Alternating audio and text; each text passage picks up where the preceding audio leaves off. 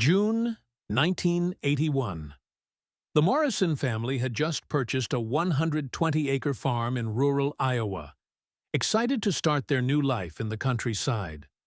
The property included a large barn, built in the 1920s, that would need significant renovation. On a warm Saturday morning, Robert Morrison and his teenage son Michael climbed into the barn's hayloft to assess the repair work needed. "Dad, there's something up here," Michael called down.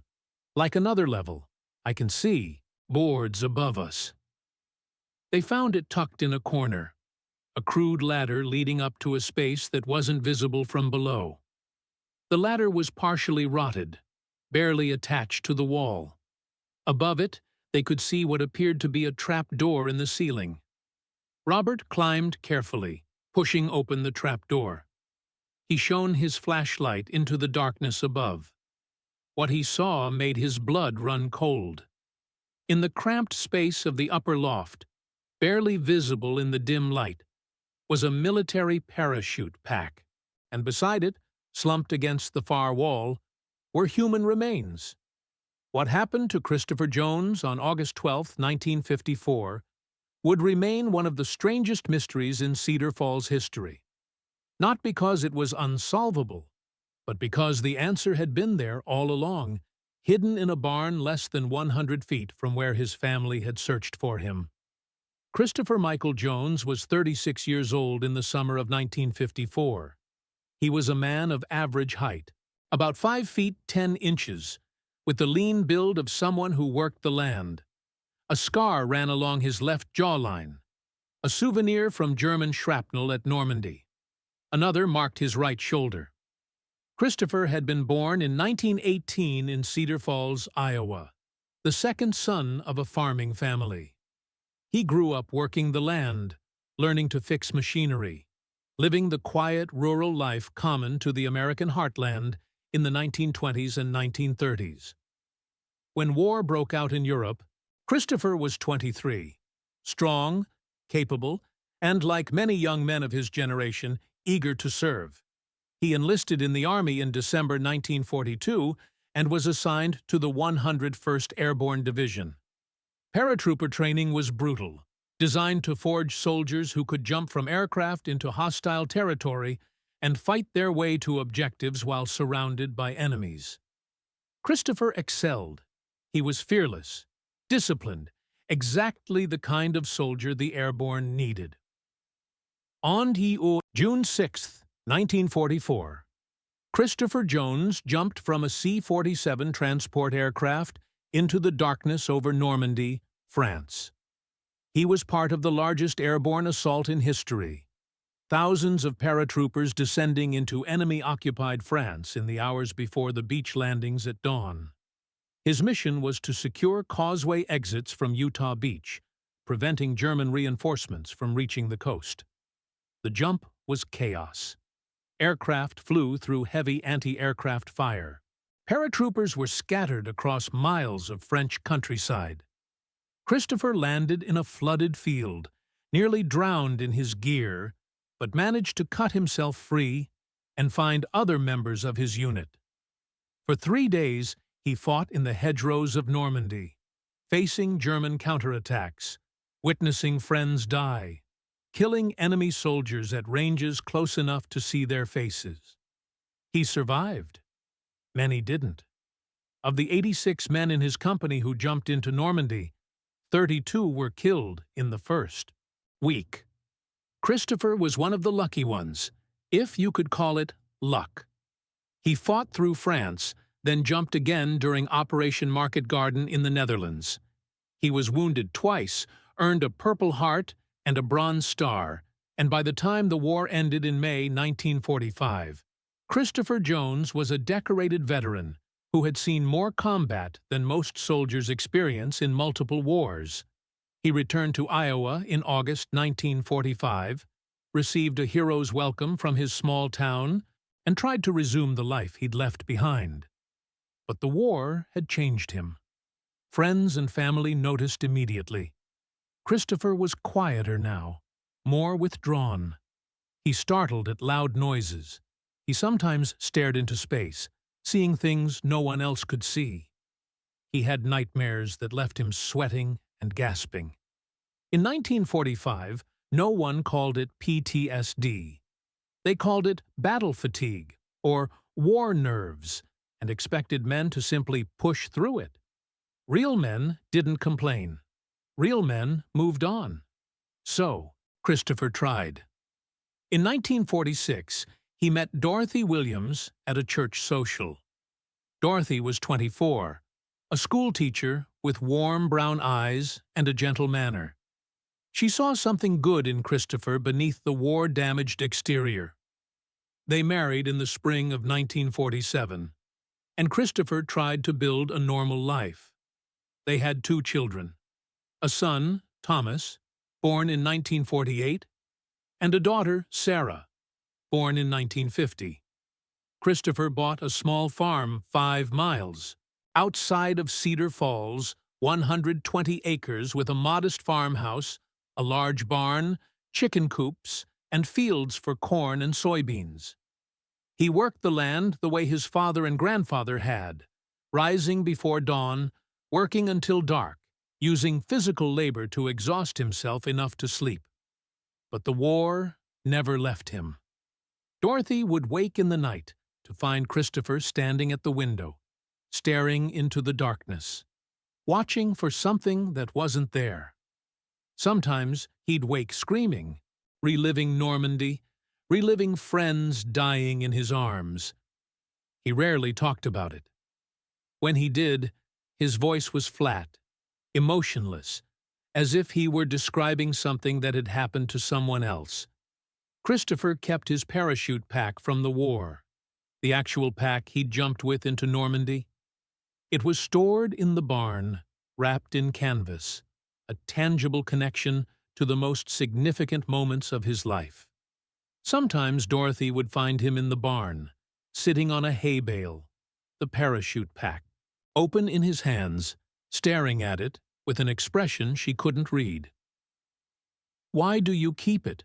she asked once. "It saved my life," Christopher said quietly. 13 times I jumped. 13 times it opened. 13 times it brought me back to Earth alive.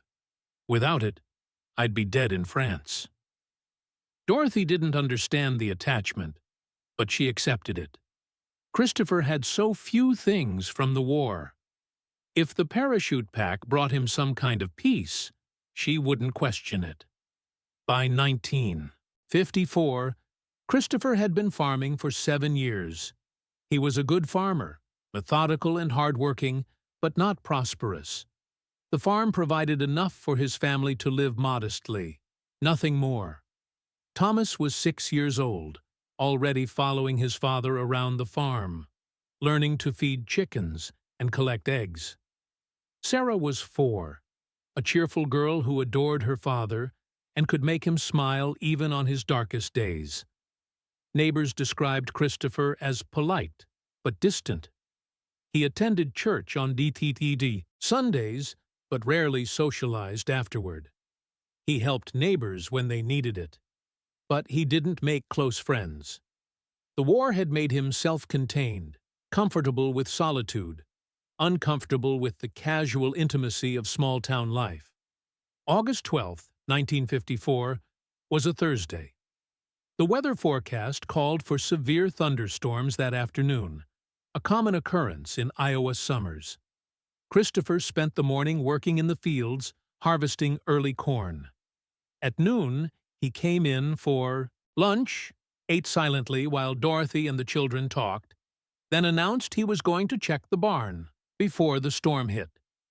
"Some of the roof boards are loose," he told Dorothy. "I want to secure them before the wind picks up. Don't want water getting in and ruining the hay."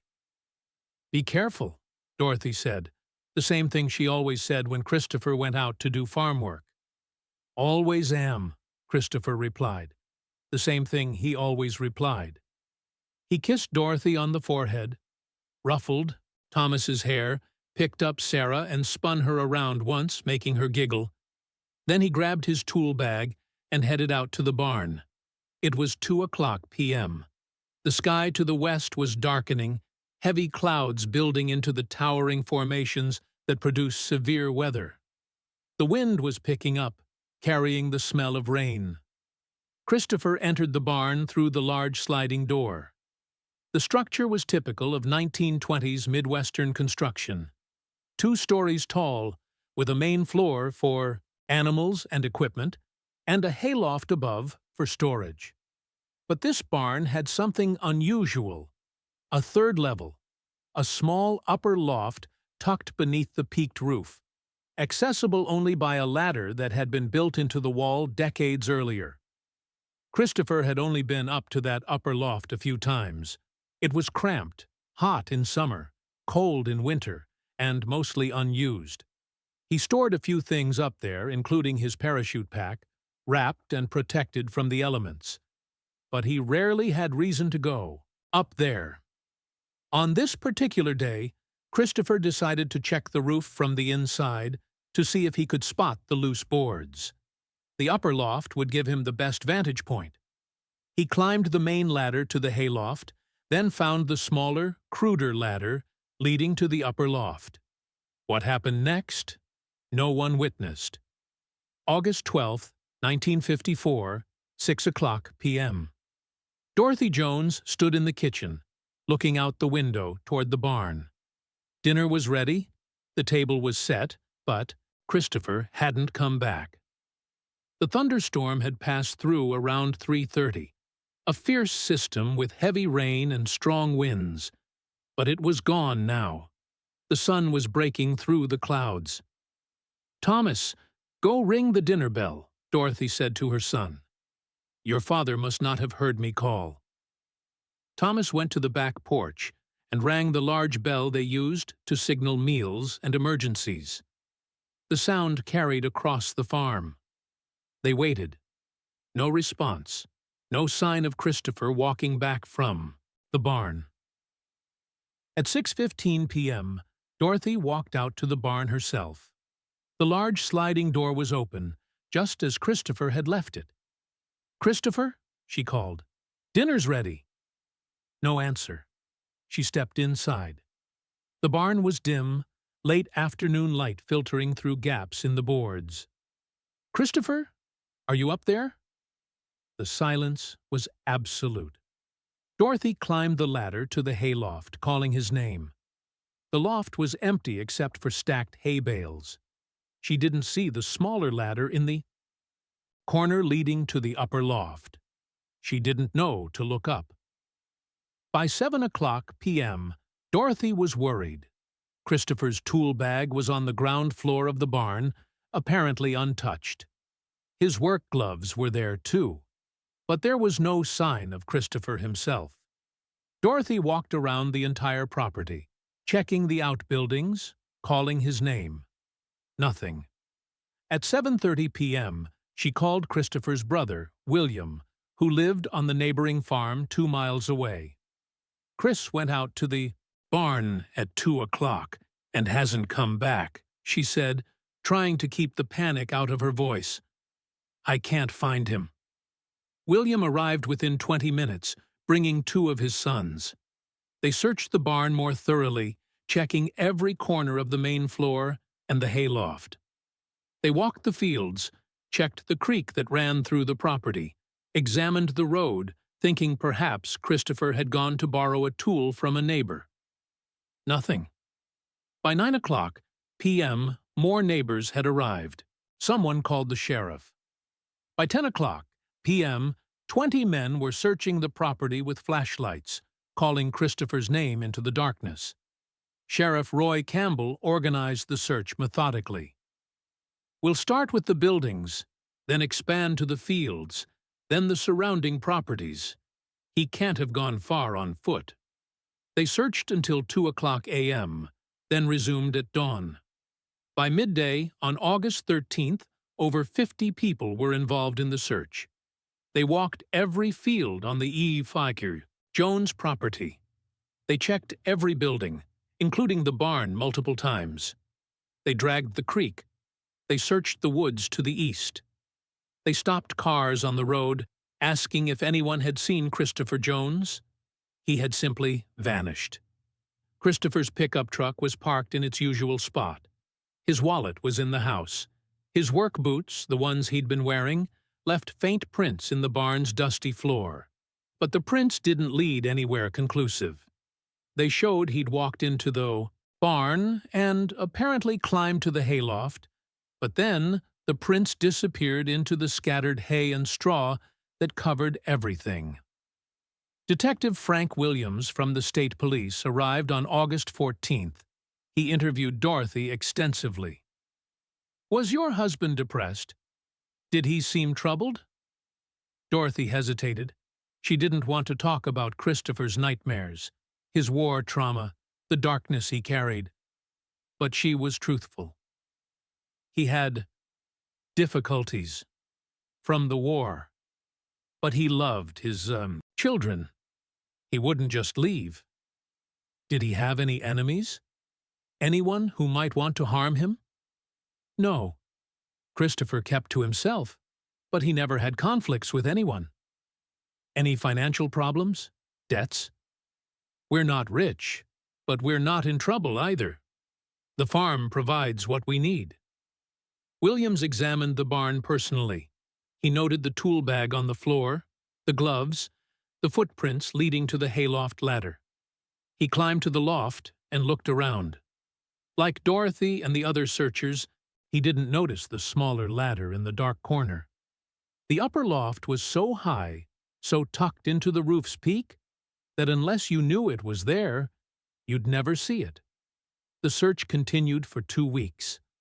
Volunteers returned daily, combing the same areas over and over, hoping to find something they'd missed. On August 28th, a farmer 8 miles away reported finding a torn shirt caught on a fence. The shirt was examined, found to be the wrong size, not Christopher's. Theories emerged. Some suggested Christopher had suffered a mental break related to his war trauma and wandered off. But how far could he have gone on foot without anyone seeing him? Others whispered about suicide, that Christopher had deliberately disappeared to spare his family the trauma of finding his body. But there was no evidence of this, and the idea devastated Dorothy. The most persistent theory was that Christopher had been in an accident somewhere on the property, perhaps fallen into an old well or cistern that hadn't been found. But every such feature on the farm had been checked and rechecked. By September, the active search was suspended. The case remained open, but with no leads, no evidence, no body, there was nothing more investigators could do. Sheriff Campbell filed his report. Subject Christopher Jones vanished from his property on August 12, 1954. Despite extensive search, no trace has been found. Case remains under investigation. The impact on the Jones family was devastating.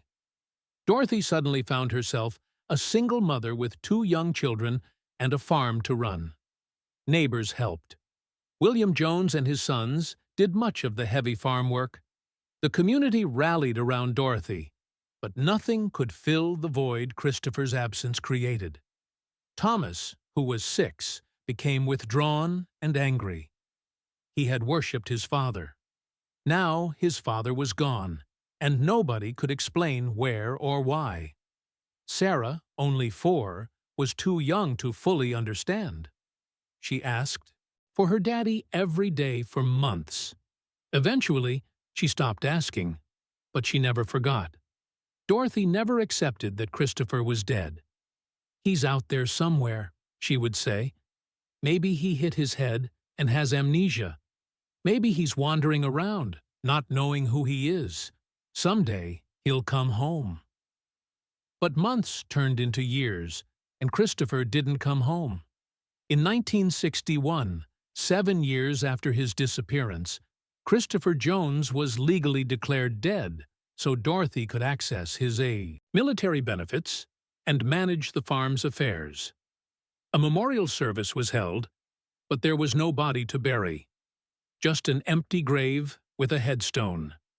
Christopher M. Jones, 1918 to 1954, Beloved husband and father, 101st Airborne Division, forever in our hearts. Dorothy continued farming with her brother-in-law's help, but it became increasingly difficult. Thomas left for college in 1966, studied engineering, and moved to Chicago. Sarah left in 1968, became a nurse, settled in Des Moines. In 1975, with her children gone and her health declining, Dorothy sold the farm. She moved to a small apartment in Cedar Falls, taking with her only personal belongings and a few photographs. The farm sold to a family named Morrison, who planned to raise cattle and grow corn. Dorothy never went back. She couldn't bear to see the place where she'd lost Christopher. The Morrison family took possession in November 1975. They updated the farmhouse, repaired fences, and modernized the equipment. The barn, while old, was structurally sound and functional. They used the main floor for tractors and supplies, the hayloft for hay storage. They never had reason to explore the upper loft. They didn't even know it existed. For 6 years, Christopher Jones remained in that upper loft, less than 100 feet from where his family lived, where searchers had stood calling his name, where his wife had waited for him to come home. 6 years of the Morrison family working in the barn below, never knowing what lay above them in the darkness.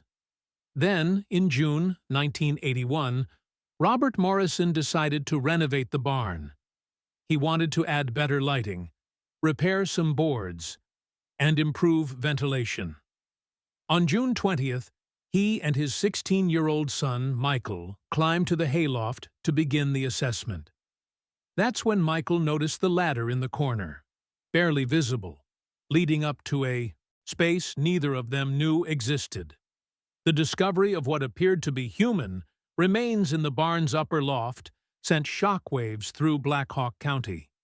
Sheriff's deputies sealed off the structure within the hour. By noon, state police investigators had arrived, followed by a medical examiner from Cedar Rapids. Detective Sarah Martinez, a veteran investigator with the state police, was one of the first to climb into that cramped space.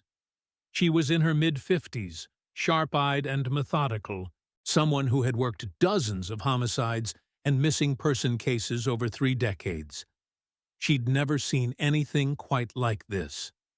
The body was mummified by the dry heat and low humidity of the sealed loft. The remains sat slumped against the far wall, knees drawn up, arms wrapped around the legs in a fetal position. The clothing was largely intact: work pants, a plaid shirt, work boots. Beside the body was an old military parachute pack, its canvas deteriorated but still identifiable as such. Near the remains, investigators found several items: a pocket knife, remnants of degraded paper that might once have been a notebook or journal, and most significantly, a wallet. The wallet was in poor condition, but the leather had held.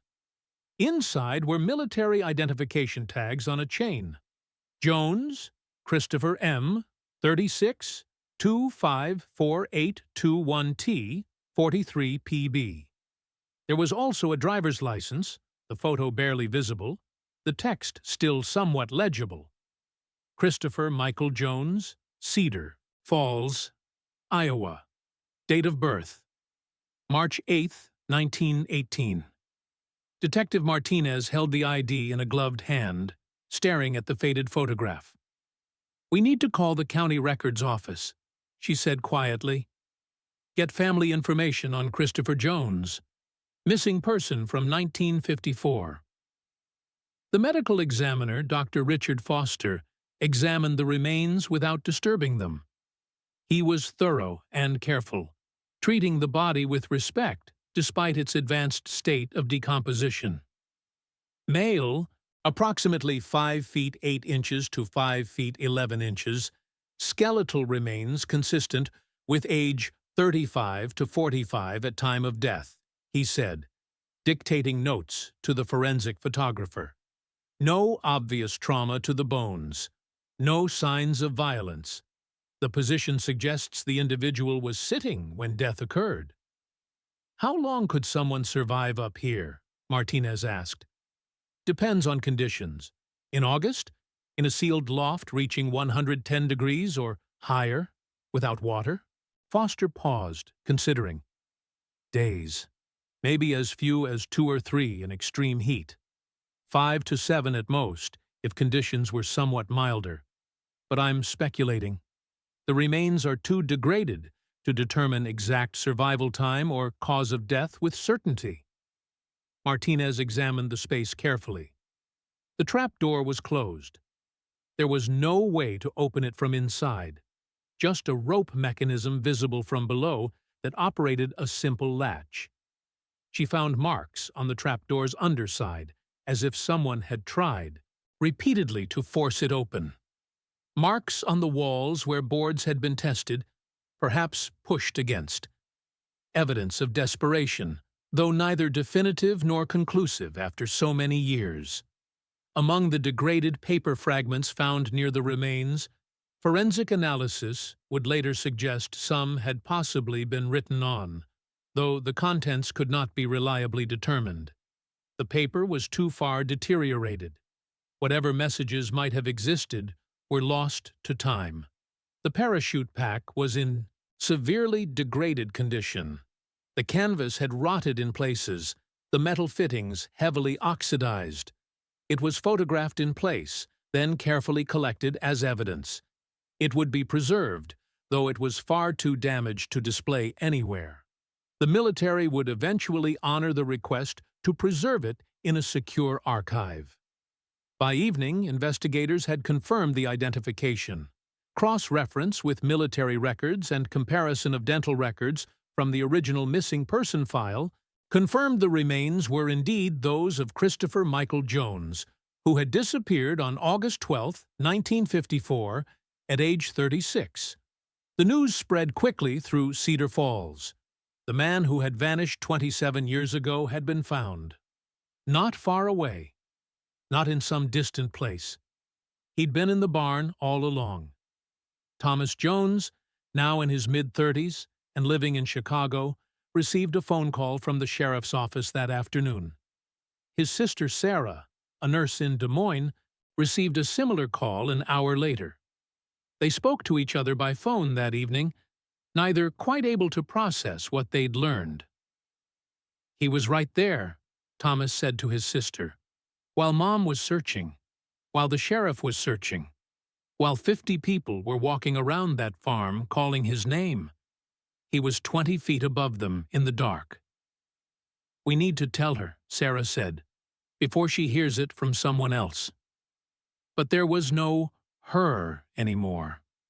Dorothy Jones had passed away 5 months earlier, in January 1981. She had died never knowing what happened to her husband. She had carried the mystery to her grave. The investigation proceeded methodically. The scenario became clear through evidence and logical deduction. Christopher had climbed to the upper loft on the afternoon of August 12, 1954. At some point, the ladder providing access had failed. Rotted wood finally giving way under stress. Whether Christopher was ascending or descending, when it happened, couldn't be determined. But the result was the same. He was trapped. The upper loft had no other exits. The roof boards were nailed from the outside. The walls were solid, built to withstand weather. The trapdoor couldn't be forced from inside. Christopher was sealed in a space perhaps 15 feet by 20 feet, with no water, no food, and temperatures that in August would have soared well above 100 degrees. The marks on the trapdoor suggested he had tried to force it open. The marks on the walls suggested he had searched for any possible exit. But there were none. How long he survived was unknowable. 2 days? 3? 5? The dry conditions had preserved some soft tissue, suggesting fairly rapid mummification, but exact timeline could not be established. Heat exhaustion and dehydration were the obvious cause, but cause of death in the official report would be listed simply as undetermined. Detective Martinez wrote in her report, "Based on the evidence available and the condition of the remains, it is reasonable to conclude that Christopher Jones became trapped in the upper loft of the barn on August 12, 1954, and died there as a result of exposure to extreme heat and apparent inability to access water or means of escape.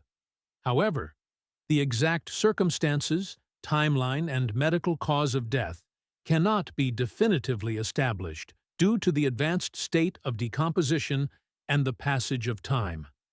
The investigation was closed. The case was solved, though not in the way anyone had hoped.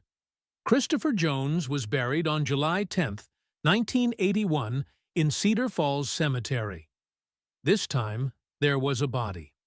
The flag was draped over his casket. A rifle salute cracked through the summer air. A bugler played taps. The flag was folded and presented to Thomas and Sarah, who accepted it together, both standing where their mother had stood alone at an empty grave so many years before. Over 200 people attended. Veterans from his Army unit came from across the country. The community that had searched for him in vain in 1954 came to say goodbye. The pastor spoke about survival and sacrifice, about war's lingering costs, about the mystery of a man who had survived some of history's bloodiest battles, only to die in an accident on his own farm. "We may never fully understand what happened on that August day," the pastor said. "We may never know his final moments or his final thoughts. But we know that Christopher Jones was a brave man who served his country with honor. And we know that he came home. It just took us a long time to find him." The discovery of Christopher Jones's body changed things in Cedar Falls, though perhaps not in the ways one might expect. The immediate emotional impact was profound, but complicated. Relief that the mystery was finally solved. Grief that he had died that way, trapped and alone.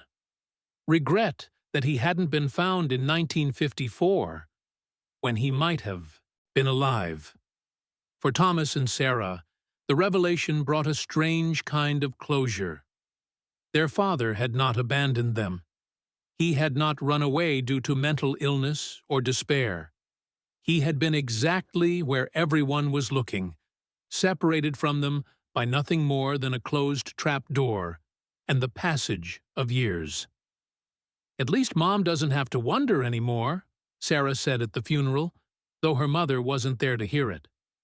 Thomas was quieter. He had spent 33 years believing one version of events, only to have that narrative rewritten in a single day. The man he'd missed, the father he'd tried to remember, had been so close during all those years of growing up without him. In the months following the discovery, local media ran stories.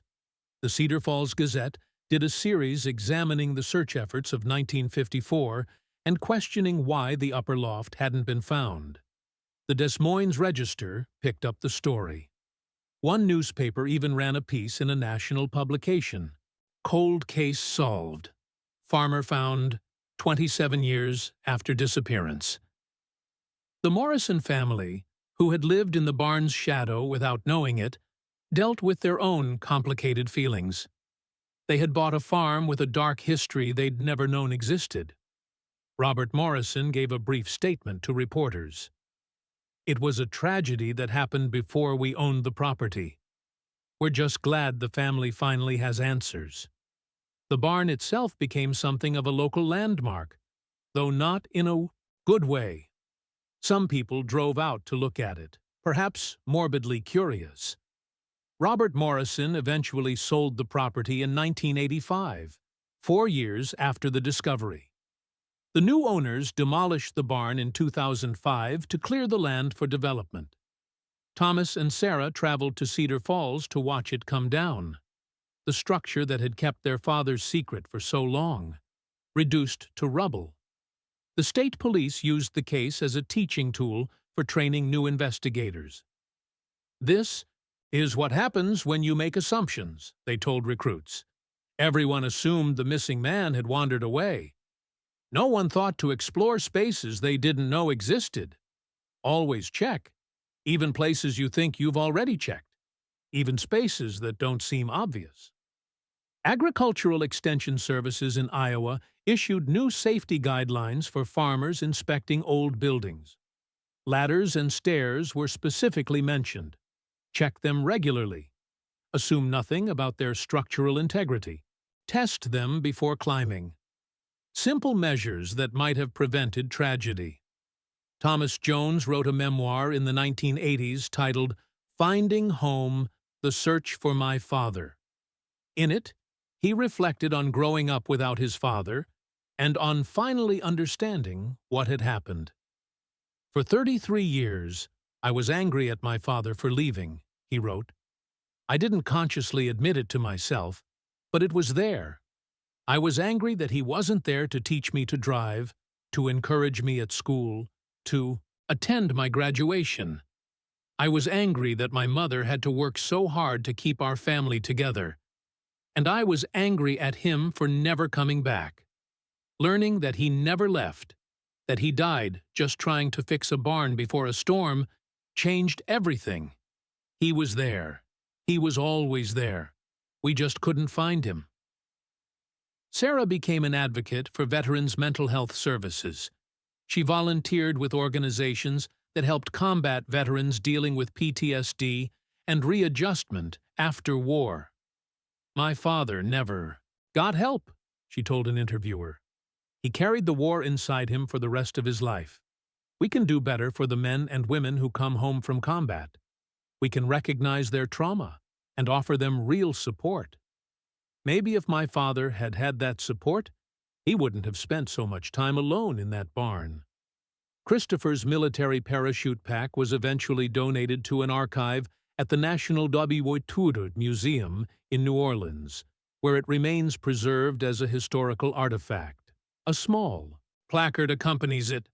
"Parachute pack used by Christopher Michael Jones, 101st Airborne Division, in 13 combat jumps during Debatteurs, found with his remains in 1981, 27 years after his disappearance." The farm where Christopher died remained in private hands for many years. When it was finally sold to a developer in 2005, a small memorial was erected on the property before construction began. A simple stone marker reads, "In memory of Christopher Michael Jones, 1918 to 1954. World War II veteran, 101st Airborne Division. Beloved husband and father. Beloved son and brother." Locals say that Christopher's story is remembered every August 12th, the anniversary of his disappearance and death. Some people visit the memorial to leave flowers. Some simply remember a man who survived D-Day and the hedgerows of Normandy, only to be defeated by an old ladder and a closed door. What happened to Christopher Jones remains, in some ways, a mystery. We know he went to the barn. We know he didn't come out. We know he died there, alone, unable to escape. But what his last days were like, what he thought about, whether he gave up quickly or fought until the end, those details are lost to time. Sometimes the greatest mysteries are the ones that can't be fully solved, only understood. And sometimes the most important thing isn't the answer, but finally knowing that someone was looking for you, even if it took 27 years. Christopher Jones is buried in Cedar Falls Cemetery now, in a grave that finally contains the person it was meant to honor. The mystery is solved. The story is finished. And after all those years, a man who survived war finally came home.